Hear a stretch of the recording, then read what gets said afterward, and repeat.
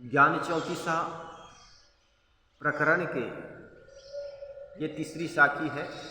खक्खा चाहे खोरी मनावे, खसमहि छाड़ दहो दिस धावे, खसमहि छाड़ छिमा हो रहिए, होय हिन अक्षय पद लहिए।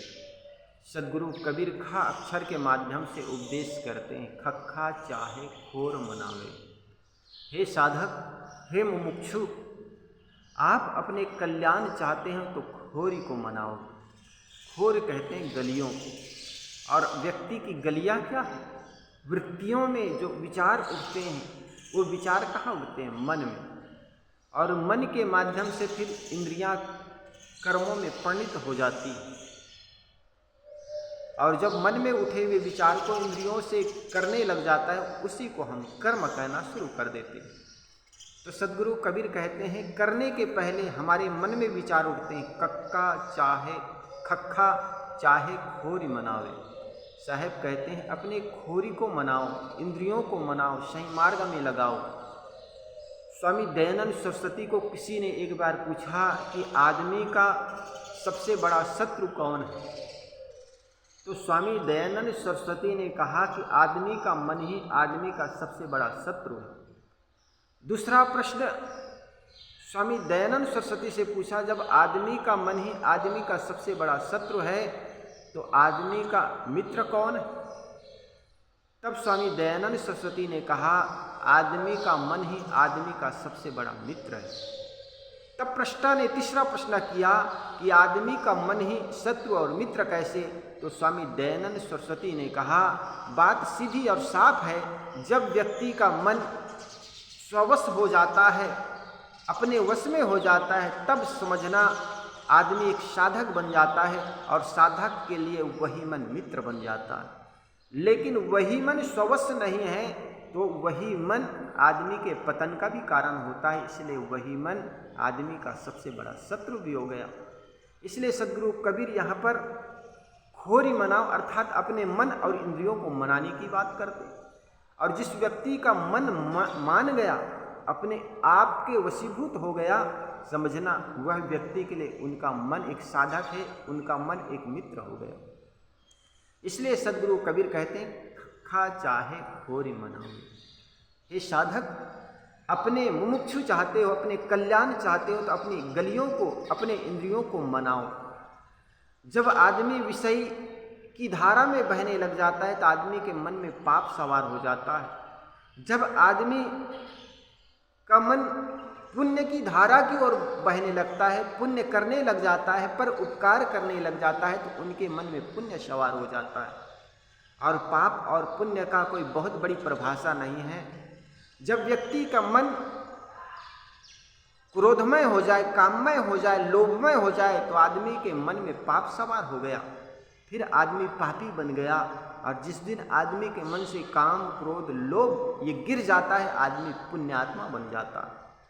पुण्यात्मा और पापात्मा बनने में बहुत अंतर नहीं। जब आदमी का मन विषयों के वश हो जाता है, और विषयों के वश में होकर के आदमी दूसरे व्यक्ति की स्वतंत्रता को छीनने लग जाता है, तो वही आदमी पाप करने लग जाता है। और वही व्यक्ति के मन में जब परोपकार की भावनाएं पैदा हो जाती है, दूसरे के उपकार की भावनाएं पैदा हो जाती है, आदमी दूसरे के हित के बारे में सोचने लग जाता है, तो वही व्यक्ति पुण्य का भागीदारी बन जाता है। इसलिए हम अपने मन को सुधारें।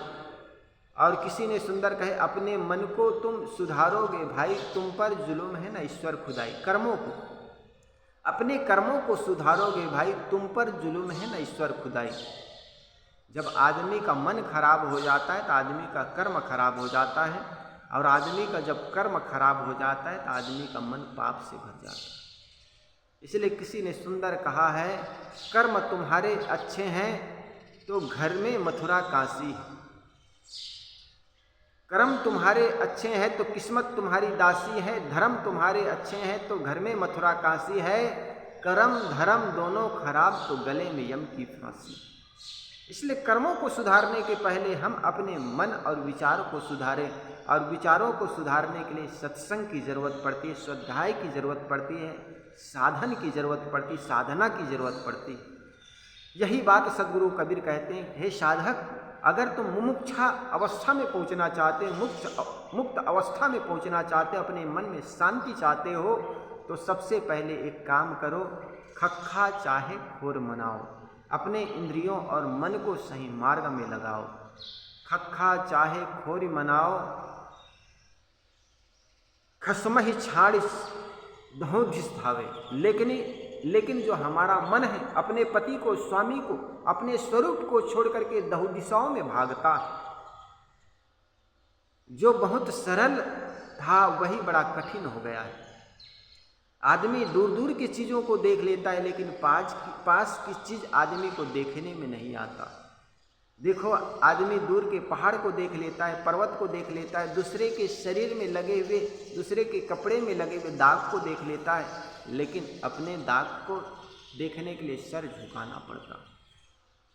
इसलिए सदगुरु कबीर कहते, खसमई छाड़, अपने पति को, स्वामी को, स्वरूप को छोड़ करके सब जगह आदमी जाता। एक बार बड़े मनोरंजक कहानी संत लोग सुनाया करते हैं। एक बार कहा जाता है, परमात्मा जब पूरी सृष्टि रच ली, एक मनोरंजक कहानी है, जब पूरी सृष्टि रच ली तो उन्होंने सोचा कि रहूं कहाँ, क्योंकि जहाँ भी रहूँगा लोग परेशान करने चले आएंगे। सृष्टि की सारी चीज़ों को उन्होंने बना दी, लेकिन मनुष्य को नहीं बनाया था। तब तक तो बड़ा प्रसन्न था, लेकिन जैसे मनुष्य को बनाया तो मन में विचार करने लगा, ये आदमी मुझे परेशान करने चले आएंगे। तो कभी कभी कोई आदमी अपनी समस्या लेकर चला जाता, आज मुझे पानी की ज़रूरत है, तुम पानी गिराना। कभी कोई समस्या लेकर के चले जाते, कुम्हार की मटका मैं आज पकाया हूँ, आज पानी मत गिराना। तो भगवान बड़ी दुविधा में पड़ गए और मनुष्यों से बचने के लिए सोचा कि अब कहाँ रहूं। तो जाकर के सागर के खूब में सोचा कि यहाँ रह जाऊं। तो किसी भगवान ने विचार दिया, अरे गोताखोर आएगा, यहाँ भी पता लगा लेगा। तो सोचा हिमालय में चला जाऊं। तो लोगों, किसी छोटे भगवान ने कहा वहाँ भी लोग पहुँच जाएंगे, आज नहीं तो कल, तब कहाँ रह जाऊं।